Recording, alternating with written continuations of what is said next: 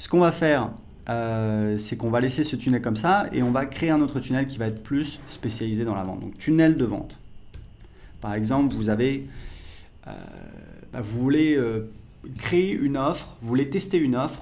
On va même pas partir du principe que vous avez créé une formation, vous avez passé du temps à enregistrer, puisque idéalement, c'est mon conseil, si vous voulez avancer rapidement dans votre business, il faut tester des offres et vous pouvez parfaitement tester des offres sans avoir créé le produit avant. C'est même ce que je vous recommande de faire. Donc, on va faire ça. On va faire un tunnel de vente. Donc, ça peut être pour une formation que vous vendez en pré-vente, ça peut être pour un service de coaching, un service d'accompagnement, même du service, voilà, du freelancing que vous pouvez proposer, où vous pouvez tout de suite créer une page de paiement et une page de remerciement et éventuellement une page de vente. Donc moi j'aime bien ce template ici, on va le sélectionner, il est vraiment très très beau. Voilà. Alors vous voyez que je dois connecter Stripe ou PayPal, donc il faut cliquer ici, je ne vais pas le faire parce que ça va prendre un petit peu de temps. J'espère que je vais pouvoir modifier la page, oui c'est le cas. Donc vous voyez, sur les pages, vous pouvez absolument faire ce que vous voulez. Vous pouvez modifier les champs. C'est vraiment extrêmement complet, c'est extrêmement souple, vous faites absolument tout ce que vous voulez dessus.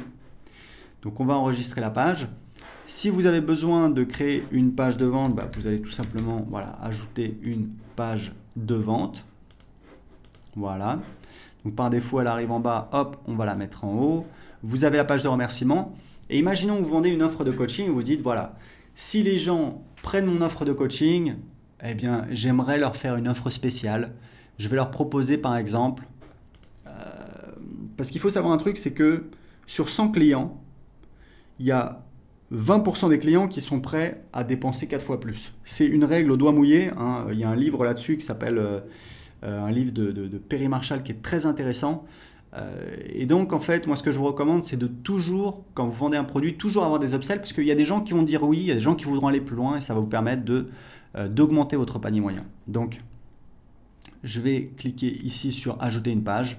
Je vais faire upsell 1. Ici, je vais donc prendre page d'upsell, hop, et ici, j'ai ma page d'upsell. Donc évidemment, je vais la mettre après la page de paiement. Donc upsell 1, donc voilà, je sélectionne le template. Je peux le modifier. Je vais enregistrer ici. Voilà, je peux le modifier, je peux faire une vidéo, si je veux, je peux mettre du texte à la place. Vous voyez, on a un seul template, mais ça fonctionne. On a un bouton pour accepter et un bouton pour refuser. D'accord ? Donc c'est très important de bien faire en sorte que les gens comprennent qu'il y a une offre complémentaire, qu'ils soient libres d'acheter ou de refuser en toute connaissance de cause. Si vous essayez entre guillemets de tromper les gens en ayant, là vous voyez même à la limite le bouton n'est pas, en fait il faut vraiment que ce soit clair dans votre message et sur le bouton, parce que si c'est pas le cas, tout simplement les gens vont demander des remboursements, les gens vont pas être contents, vous pouvez avoir des chargebacks, c'est-à-dire que les gens font opposition et vous avez des frais au niveau de votre processeur de paiement. Donc voilà, c'est pas forcément une bonne idée sur le long terme. Il faut vraiment être très clair et transparent par rapport à vos clients. C'est comme ça que vous allez gagner sur le long terme. Donc vous pouvez très bien mettre une upsell ici. Ici, dernière chose pour les pages de paiement, c'est très important. On a ce système dans System.io, donc je suis vraiment extrêmement fier parce que je peux vous dire c'est juste génial. Comme je vous disais, si vous vendez une formation, un produit digital, en fait vous n'avez pas besoin de créer de produit dans System.io. Vous avez besoin de créer un site privé puisque c'est là où on a le contenu. Mais pour donner accès, quand vous faites une vente, on a ce système de ressources. Donc les ressources, qu'est-ce que c'est ? Ce sont en fait, comme ça l'indique, des ressources auxquelles le client aura accès après l'achat. Et pourquoi c'est génial ? Parce que vous avez plusieurs types de ressources. Donc ça peut être un produit physique, donc ça va déclencher une commande dans votre admin si vous vendez un produit physique.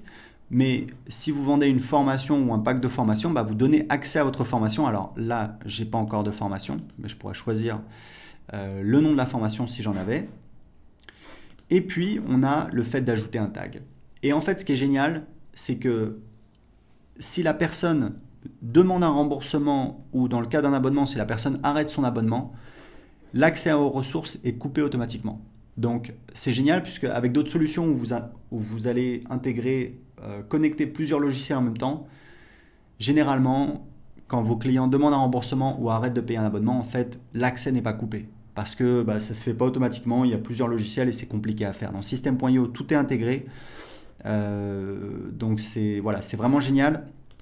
Vous avez donc, si vous avez un tag, typiquement vous allez ajouter un tag client, client de tel produit.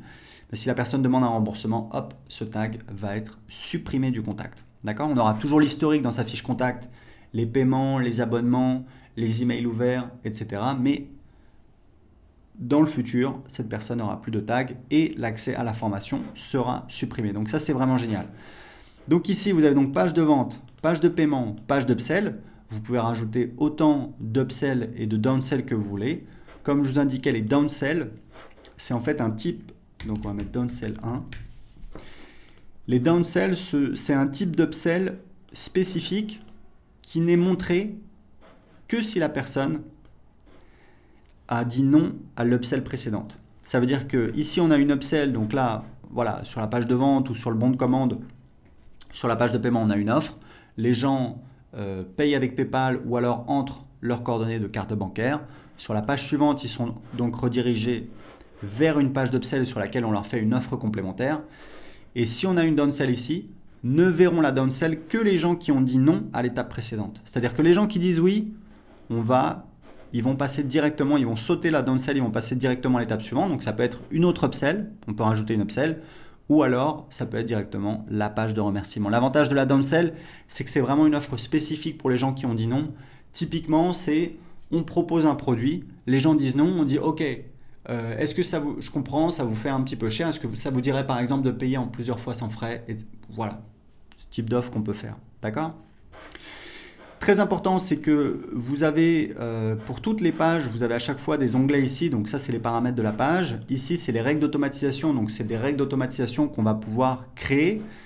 Donc au niveau de la page, dans le tunnel de vente. Et ces règles vont apparaître automatiquement dans les règles d'automatisation ici. C'est juste que c'est plus pratique. Comme ça, on n'a pas besoin de passer toujours de automatisation à l'éditeur de tunnel.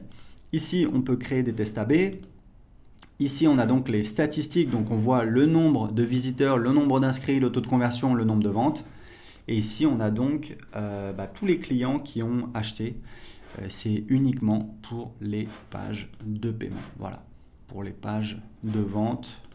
On a aussi. Alors, je pense que non, ça va être pour toutes les pages, on peut y accéder. Ça va être tous les gens qui ont acheté dans une page de paiement sur ce tunnel de vente. Donc, vous voyez, c'est vraiment pas très compliqué. Effectivement, il y a plusieurs choses à paramétrer, à faire, mais je ne sais pas si vous vous rendez compte à quel point ça vous permet de simplifier quelque chose qui était extrêmement compliqué avant. Il fallait créer les pages à la main, des pages HTML. Moi, je ne suis pas développeur, je n'ai pas envie de coder des pages, ça ne m'intéresse pas. Donc ici, très simplement, très facilement, très rapidement, vous pouvez créer des pages, les publier sur Internet, ce qui vous permet d'avancer très rapidement, de tester les offres très rapidement, même si bien évidemment, il faut prendre un petit peu de temps pour apprendre l'outil, pour apprendre à l'utiliser. Mais n'oubliez pas, si vous avez besoin d'aide, vous avez donc les pages d'aide et vous avez également le groupe Facebook.